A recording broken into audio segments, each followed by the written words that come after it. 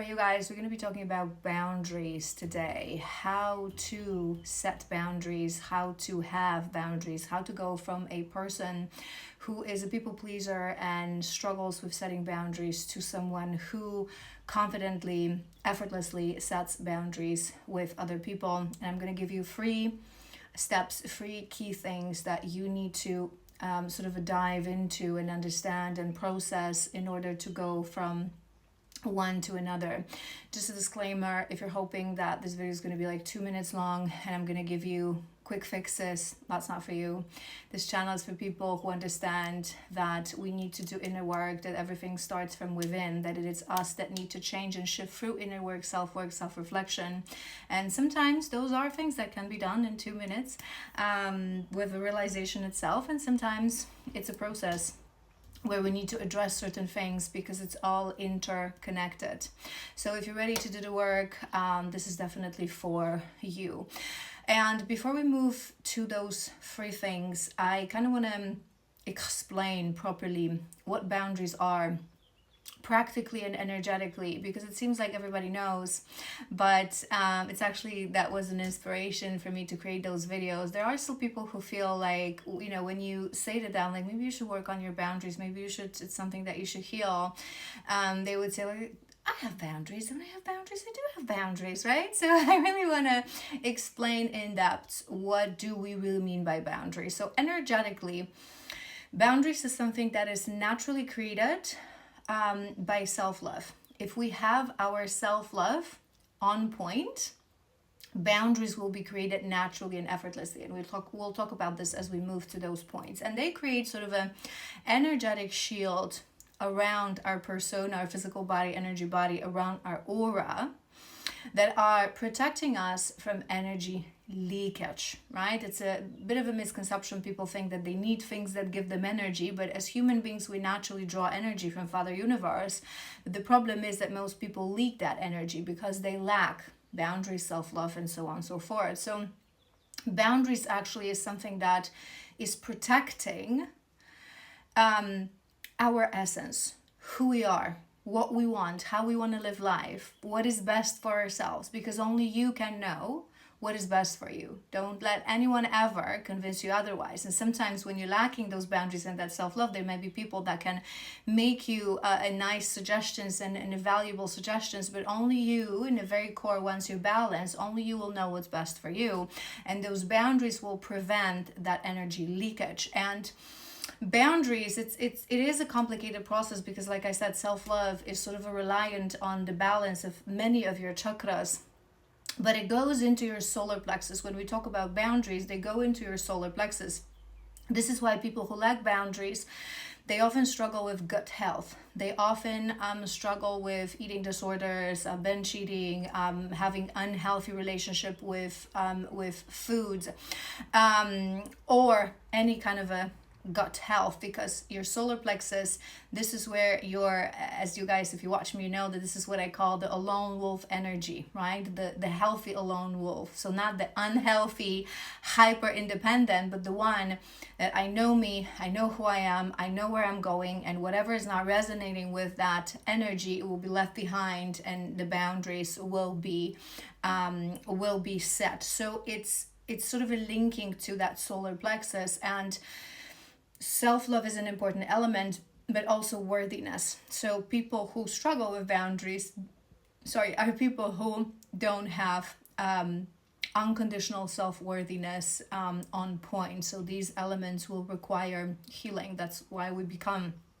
people pleaser. We feel like there's something that we need to do for others externally to earn our worth. Again, because we're lacking those 2 core things, which is unconditional self-love, unconditional worthiness. All right, so let's move on to those 3 things that you need to do, 3 steps. And again, it will be as hard as you deem it to be. It will be as difficult and challenging as time consuming, depending on where you are on your journey and how willing you are to do the work. And the fact that I say it's a 1, 2, 3 sort of a point, it doesn't really mean that you have to do them in that order. You can start working on them simultaneously. These are sort of a 3 categories and 3 things that in order to learn teach yourself to set those boundaries, you have to process. So number one thing is to really connect to the self and to really understand yourself. And this is the very core thing when we're going to be talking about boundaries, because again, if you watch me, you would know that I always educate you guys that our ego, right, so the mortal part of self, is a trickster.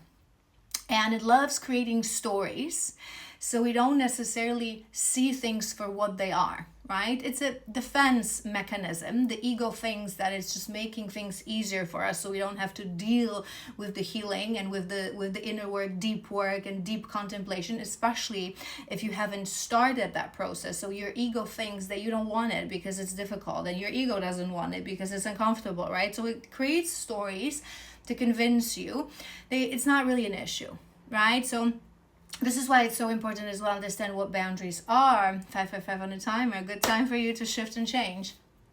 Because many people, as I observe people that don't have boundaries, like drastic examples of people pleasers, they allow their egos to convince them that they're just good people, that they're just, that they're things. I'm going to give you a few situations. Let's say, you are tired, your body feels tired, you feel like you need rest, like you need to spend an afternoon, maybe take a nap, long bath, but you've made plans with someone, right? So if you had boundaries, and if you were balanced, and if you were a swift communicator as well, you would just reach out to that person and communicate. I am so sorry that I am canceling, but I'm not feeling too well. It's not something, I don't even want to be with you if I don't have 100% of my energy to offer. I need to take this afternoon to sort of recalibrate, rejuvenate, and rest, and take this time for myself. Whereas when you don't have boundaries, you don't have confidence to do that. You don't know how to do that. You don't have, you just cannot imagine doing that. And instead of actually accepting, oh my God, I'm such a people pleaser, I have no boundaries, to make this easier for you, to make this process easier for you, your ego will create a story and it will convince you that, no, I really want to spend time with this person because I really love this person. I really like spending time with them. Irrelevant. It can be the love of all your lifetimes. You can know that you always have the best time with this person, right? It's irrelevant. This is the ability to choose yourself when the self needs to be chosen. Your job is what do we always say? It's so true. Your only job in this world is to protect your human, right? Is to make sure that your human is happy, is fulfilled, is comfortable. So you're failing at that job at that moment because it's irrelevant. But your ego is going to tell you the story. I really want it, right? You will actually believe that you really want it, that you really want to do that. You really want to spend time with this person. So that's one example. And another example that it's a common thing, especially in relationships, even in happy relationships, even in soulmate relationships, we have to have boundaries with our partners as well. So let's say your partner wants you to do something, or wants both of you to do something, and it's just not something that you want to do. It doesn't align with your needs. It doesn't align with your values. You just don't want to do that. But you don't have, again, the boundaries, the energy, the self-confidence to communicate this to your partner. So your ego is going to give you a story. No, it's because you love this person, because you're a great partner, because you know how to compromise, because you know that in relationships, compromise is needed. One has nothing to do with the other. Healthy boundaries and the ability to compromise, especially in romantic relationships, nothing to do one with another. And that's a topic that we're going to cover at the end of the video, because it's sort of like a final step. So it's really important to know you. So that's going to be your first step. Know the self. It's a journey that we embark on in general, not just for boundaries, but in general. It's the spirituality. The whole point of journey of spirituality is finding your way back to self. So how do we do that? We do that through quality time with ourselves. We do that through inner work. So the turning of the consciousness inwards, right? To understand everything that is going on around us in the context of self. Because if you are unable to figure out what are really your values in life, what are really things that you want to achieve in life, what are really things that you like to do in life, Who are you? Get to know yourself. Your human is the first person that you need to get to know. Otherwise, you'll get nowhere when we talk about real fulfillment and spirituality. So you really need to get to know the self.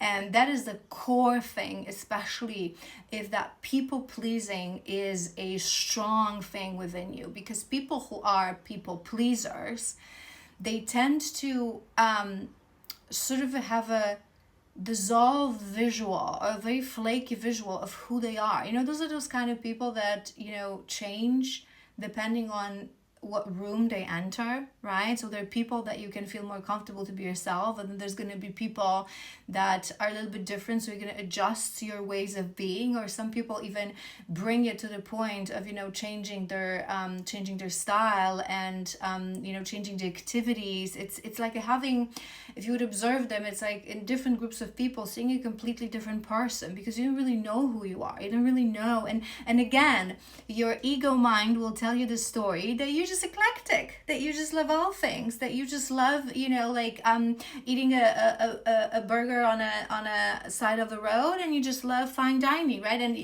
as much as there can be people that enjoy both, right? It's just an example, but you know what I mean. You need to know the self, because again, the ego will convince you that this is just who you are, that you just love people, that you just love being with people, that you don't mind, that you care about, you know, the company, you don't care about what you do and what you talk about. Rubbish. Lies of the ego. And you have to understand that. So you have to embark on the journey. And there are many things that we can do in order to do that. It's a process, right? So whether you work with your healer on sessions, whether I always recommend, it's going to depend where you are and what wounds actually cause that people-pleasing, lack of boundaries, self-love, self-worth, right? So you may need deep healing. You may need deep contemplation on the self. It may take you some time, but for some people, you know, it can be as simple as just to decide. I always recommend for those kind of exercises, spending quality time with yourself, which can be solo travel. Go for a week of vacation with yourself. See what is it that you like, what is it that you want to do. And if you are unable to spend time with yourself and have a blast, laugh with yourself, have the greatest time, take photos and enjoy your time without thinking, oh, it will be great to have someone with me here. And again, we've talked about this yesterday. Sometimes we feel this way, but if you cannot have a blast with yourself, living on your own, we're going to get nowhere. You're never going to get those boundaries right on point. So it's the knowing of the self, it's the loving of the self, it's the work on the relationship with the self. You have to understand that the self is the one that you're going to be protecting, that the one that has the right to live the life the way they want to. So that's working through the self issues and self relationship. Number 2 is going to be actually slowly starting to set those boundaries through understanding what those boundaries are. And what I want to mention here is you have to remember, this is where most people sort of misses that part. Many people are already capable to set boundaries with strangers, to set boundaries with people at work, but then they fail with their children, with their spouses, with their parents. But these are the most important relationships. These are the most important karmic lessons and lessons in general in life. You have to be able to set boundaries, especially with your romantic partner. And I say this to you guys always, because if you don't, you're going to become one blended mush.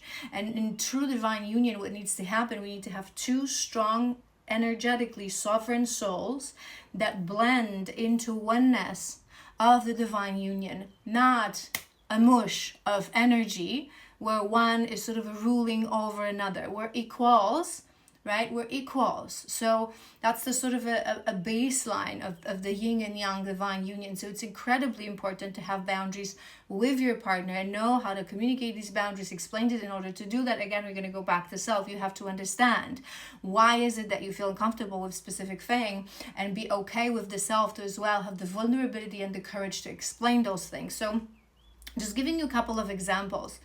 Boundaries, it's not just about saying no, right? Many people think that, and this is where the confusion as well comes from. Boundaries is not just about saying no. No, I'm sorry, I do not want to spend this afternoon with you. I want to take a nap. No, I'm sorry, I do not want to do this. I do not want to eat this. I do not want to go and see these people. It's not just about that. Side note, a very important thing when we're building boundaries is to understand that as we set boundaries, we have to learn to respect boundaries of other people. It's going to be very important in a relationship, right? Because if you start to have boundaries, but your partner has zero respect towards your boundaries and doesn't understand what you're trying to do and communicate, there's going to be a clash. So you're either going to have a strong sovereignty, a lone wolf solar plexus energy to just move away from this person if they're not respecting despite of your efforts, or just to try them to meet you where you are. So it works both ways, but this is just a side note. So it's not just about saying no, it's about as well speaking your truth, right? And it's a very important link between the solar plexus and the throat that moves through the heart, which is beautiful because it connects it to the portal of divine, to the portal to the other realms and to the higher realms. But it's your solar plexus with your throat, because having the confidence, understanding who you are, having that willpower to move through life and self-image, it's really nothing if you're unable to express that and to speak that truth, right? So that's why that second point is to slowly start to express yourself and set those boundaries. So again, it's not just saying the no, but it's going to be important things like, for example, voicing when you are uncomfortable, right? So it may have nothing to do with, let's say, situations with your partner. I don't want to do something, or I don't want to go and see your parents, right? Because I don't have a good relationship with them. Side note, which is something that your partner should be able to navigate and help you through, and not just throw just at you, but understand those boundaries. When we love somebody, we want to respect their boundaries. We want to understand their boundaries.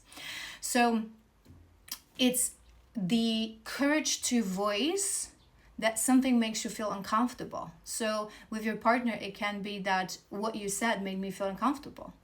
What you said hurt me. What you did caused me pain. And this is where many people swipe these things under a rug, and they don't understand that this as well is boundaries, right?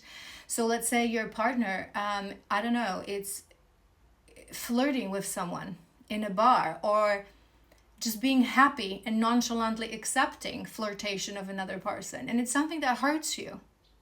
So you voice that.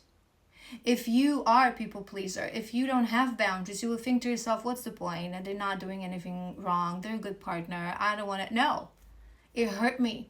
And I'm going to voice the fact that it hurt me. It offended me as a person. This is my boundary. I do not like this. I do not want this to happen. Okay? And again, this is where your partner will have an opportunity to show their maturity and actually react. Because if you are in a divine union, in a partnership with someone, the comfort of this person as a second, because you always have to think of the self, but equally you have to think of your partner. So the comfort of your partner is equally important as the comfort of the self. So hearing that your partner is hurt should affect you as much as you are hurt. You should be able to show empathy, compassion, understanding, and adjust your behavior to make your partner comfortable.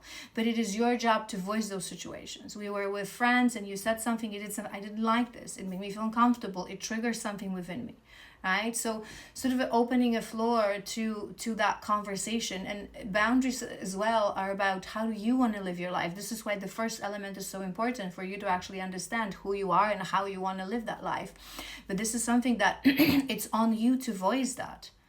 No, I don't want to, move to the countryside, let's say. Or no, I don't want to change an apartment, or for example, live closer to I don't know, your parents, or your job, whatever that is, right?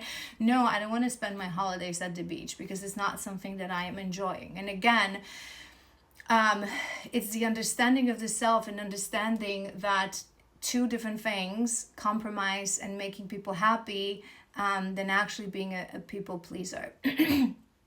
But it's going to be a sort of a final point, like I said. But I want to now move to that third point. So once you get to know yourself, and once you start setting those boundaries, may not be throat is activating. You may not be comfortable to set those boundaries every single time, every single day, but you're gonna start trying. It's a process and it's fine. Take your time. Maybe you're gonna start from one time a week, and it's gonna be something that's gonna be, so groundbreaking for you and so amazing. And you're gonna build your way to actually start setting those boundaries more and more. And the final element, sorry, very important one, is to actually, from this whole process of setting boundaries, remove the guilt and remove the shame.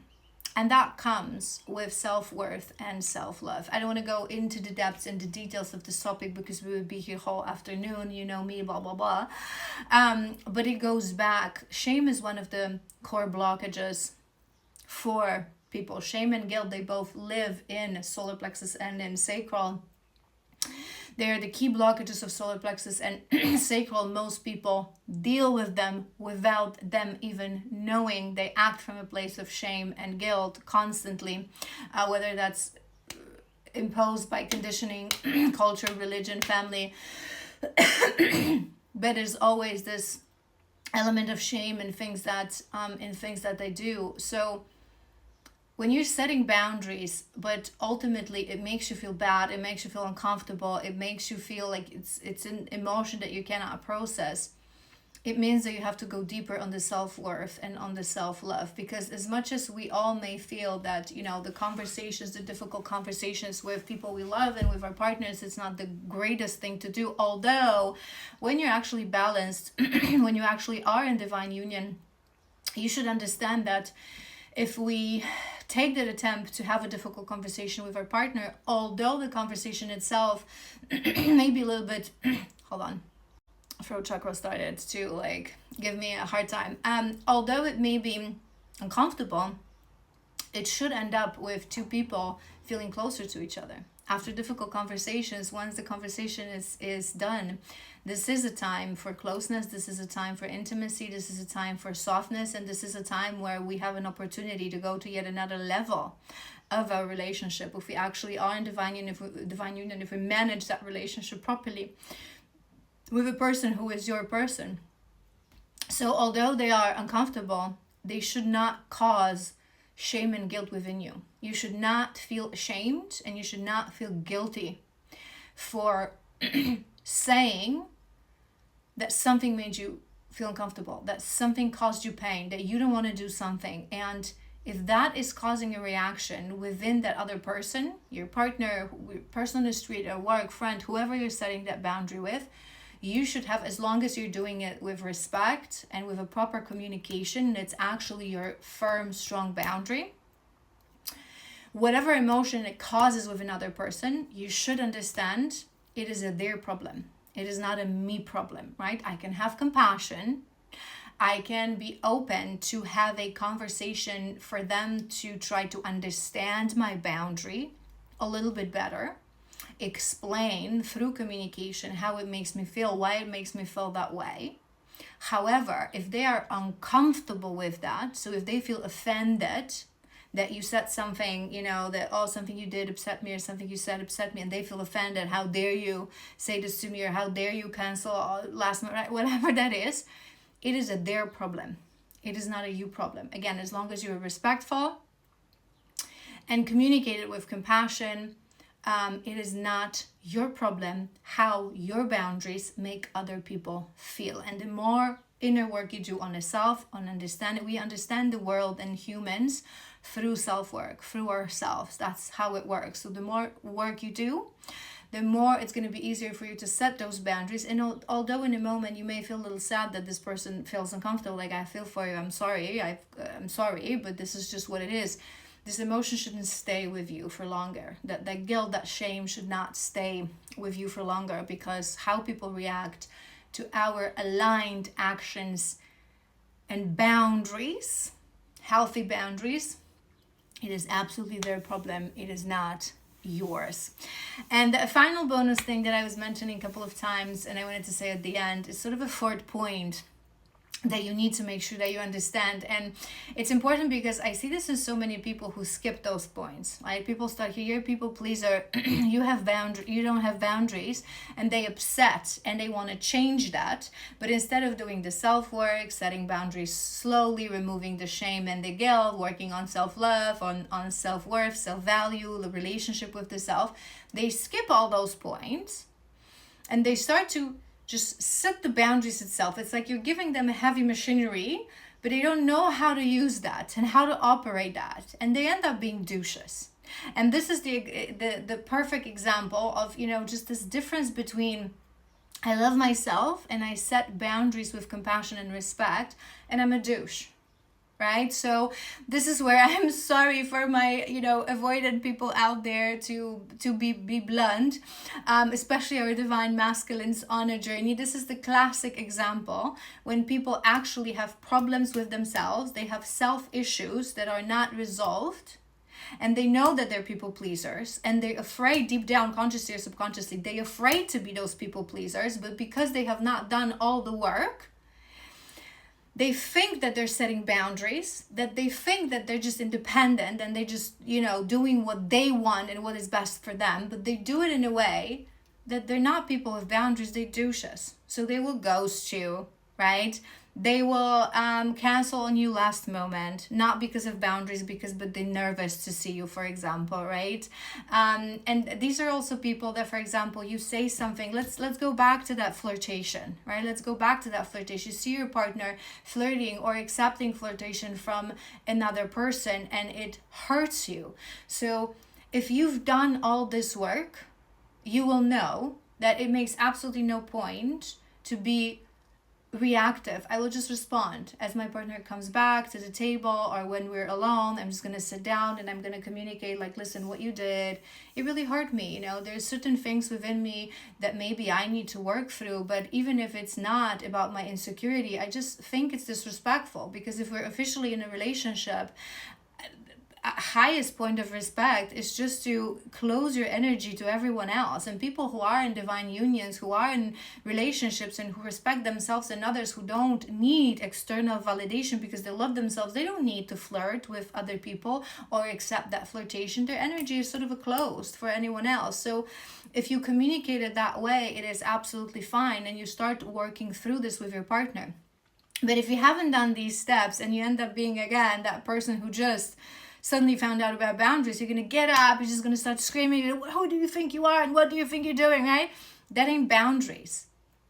That ain't boundaries, right? So we really need to understand that there's a huge difference between setting healthy boundaries that are naturally birthed from self-love and self-worthiness, and then reacting to emotions that are existing within us that we don't understand, and we don't know how to respond, because the boundary is a response. So then we react with avoidance, we react with aggression, we react with a big drama, we react with screaming and with yelling. And what I said again about couples as well, you have to understand that in romantic relationships, even in close friendships, there's a line, fine line perhaps, but there's a line between setting boundaries and compromising, right? So compromising is when you need to land on a joint outcome. Let's say you have to decide where you're going to live, right? So you have to land on a joint outcome. If you have very different dreams and views and aspirations, this is the time to sit down, and maybe I'll resign from something, you resign from something, we're going to compromise. Maybe we'll live a few years in this country and then we're going to move back to your country, we're going to compromise. That's compromise. But compromise does not equal, within that process of compromise, I'm not setting boundaries. I am not expressing what is a no-no, complete no-no. I am not, right? So compromise does not equal staying silent through what you want, what you don't want, what you feel, and how these decisions make you feel. This is just people pleasing your partner. So remember that. All right. I hope this was helpful. I hope you learned something about boundaries. Crossing my fingers for you. You can do this. It's a beautiful process, quite freeing and quite liberating. So maybe it's time to start this process today.